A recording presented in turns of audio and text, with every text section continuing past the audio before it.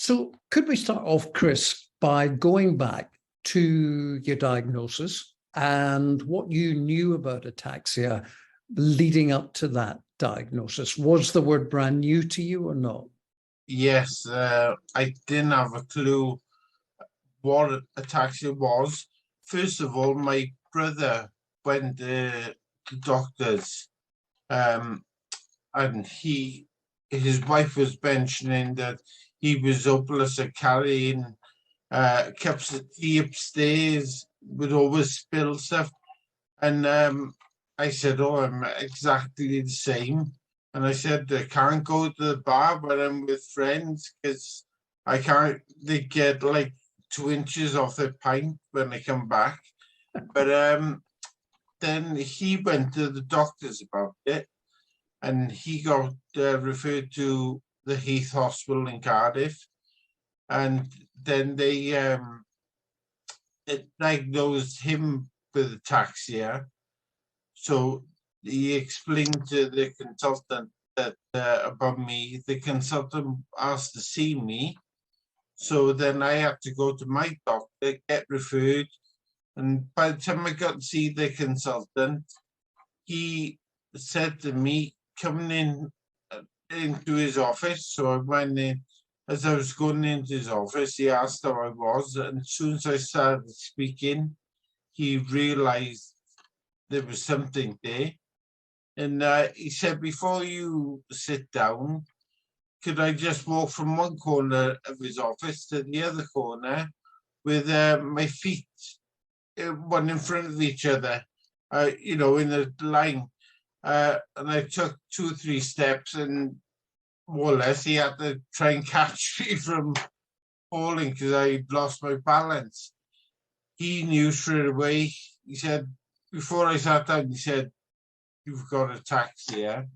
And he said, we got on talk about my brother. He thought my brother had it, but was more alcohol related because my brother was going through a stressful time at the moment. And then I spent half hour talking, and he was explaining stuff to me about ataxia. He sent me then for blood tests.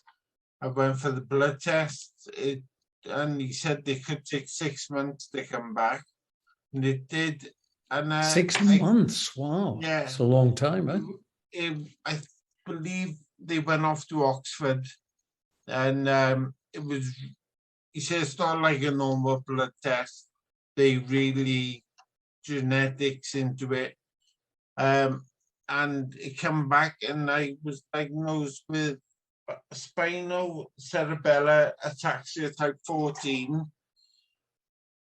which now we know me and my brother are the only people in the world to be diagnosed with that type of ataxia. You are the only 2 people in the whole world with that type of ataxia, which is very unusual. It's obviously unique. Was there any sense of, at least we've got a diagnosis now, we know why we're dropping things, why when we're carrying the pint back from the bar, it's losing the head off it? Yeah. There was a sense of relief. Yes. We just thought, and I work for South West Police, and I work in custody, and in the team we work at, and the same home here, we just deal with it with humour. We call it my condition. I just thought I was really clumsy, banging into the door frames and stuff like that. But it is a relief that you can put a name to it now. And sure, yeah. Yeah. Even if it's not a name that the public at large is widely cognizant of. So when you're discussing with members of the public, friends, relations, whatever, that you have ataxia, do they understand what you're talking about? No, very rarely does someone know what ataxia is. In the custody suite I work in, we have a nurse 24/7. Most of them knew what ataxia was when I told them, but no one outside of the medical profession knew what ataxia was. Sure. So, So you get diagnosed back in 2019, and yeah. you've got to get your head around that. The family have got to adapt and accept it. You've got to explore all sorts of ways of what treatments there are, what help there is. And then suddenly, all that might be available is stopped because we hit 2020 COVID. Yeah. How did you adapt or take to the lockdowns with your new diagnosis? Well, to be honest, because I work for the police, nothing's changed there. We still had to go to work and everything. But I knew I used to work 2 days, 2 nights, 12-hour shifts. I knew something had to change because my recovery coming from working nights getting worse and worse, took longer. So we knew something had to change. And that's where my wife then saw the competition. We entered it and we won it to grow these things called microgreens. And that's where our journey has started. And we're still on that journey. I'm still working with the police, but I've got my hours back to suit me now. I only work 1 night shift a week. But I'm working harder and harder on the microgreens to try and get out of working nights altogether. So you now have a new business called Micro Acres Wales, and it all came about from this competition to grow micro plants.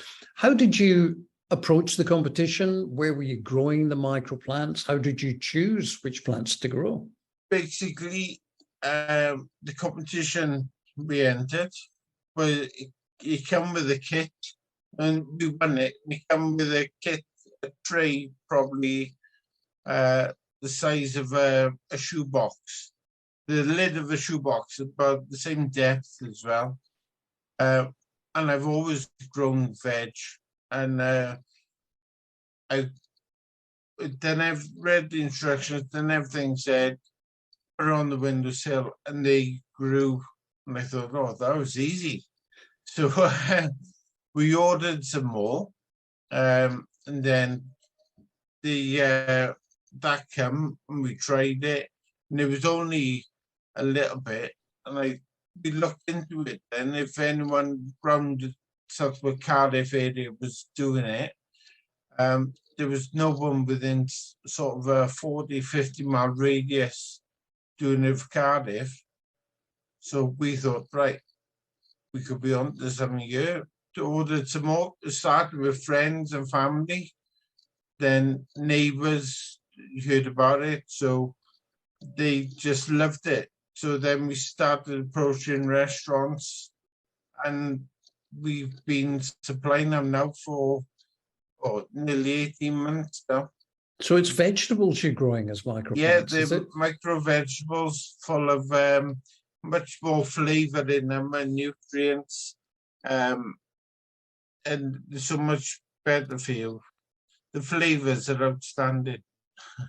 And give me a sense of what kind of vegetables that you're growing then. Pea shoots, the radish, they're literally 2 inches, roughly about that big. Broccoli, you know, garlic, coriander, mustard, rocket. There's a variety you can grow. And Wow. We've also gone into edible flowers, which has taken off. It's gone crazy. That's amazing. So COVID was a real hassle for most of us, but for you, it was almost like a rebirth, a new discovery.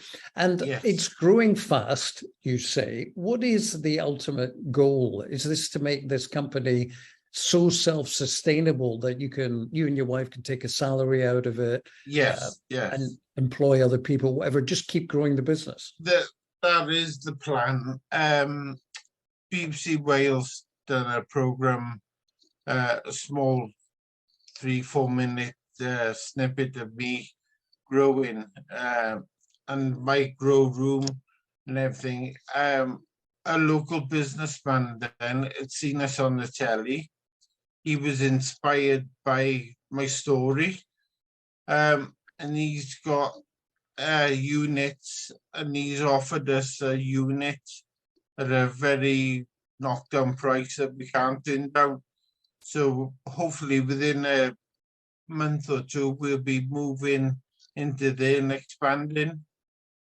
But my only hope is, with the electricity and gas prices going up, is whether my customers and myself can sustain the increase. Yeah. I mean, That's obviously the you can't biggest- absorb all these energy price increases, No. but I'm sure some of your customers will be willing to understand exactly why the prices are going up. And at the end of the day, it's a bespoke quality product, isn't it? Oh yes, yes. We do everything from gastropubs right up to your top end restaurants. We supply everyone and everyone. And who's your head of sales then? Well, I go around mainly. My wife is amazing. She does all the admin and everything, but she also works as advisor, teaching advisor, and a wedding celebrant. So she, in a very little spare time she has, she does everything else for microgreens.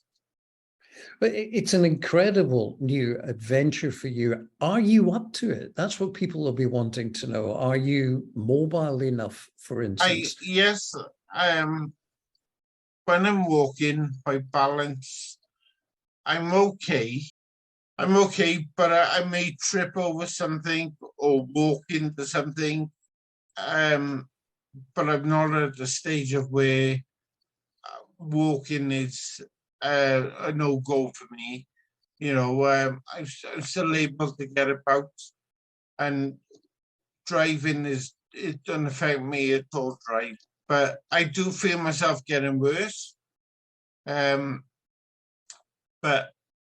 as I said before, we deal with it with humor, and I'll just carry on going till I can't go no more, basically. Well, what a lovely attitude to have, Chris.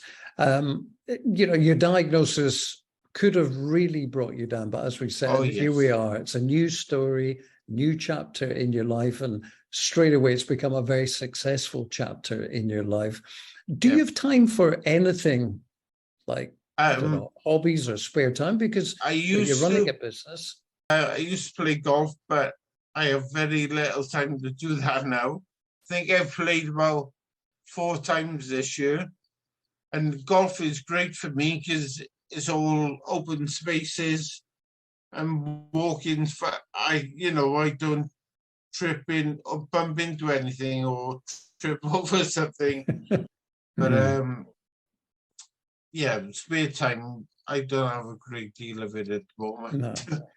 Well, it's a lesson that the word handicap should only ever be used when it comes to golf, because you certainly haven't allowed your diagnosis to hold you back. I wish you every success to you, Chris, and to Donna with the new company. I want to call, again, it's called Micro Acres Wales. Lovely to hear your story, and good luck with the move into the new unit. Thanks for joining us at the Ataxia conference. Thank you very much. Thank you.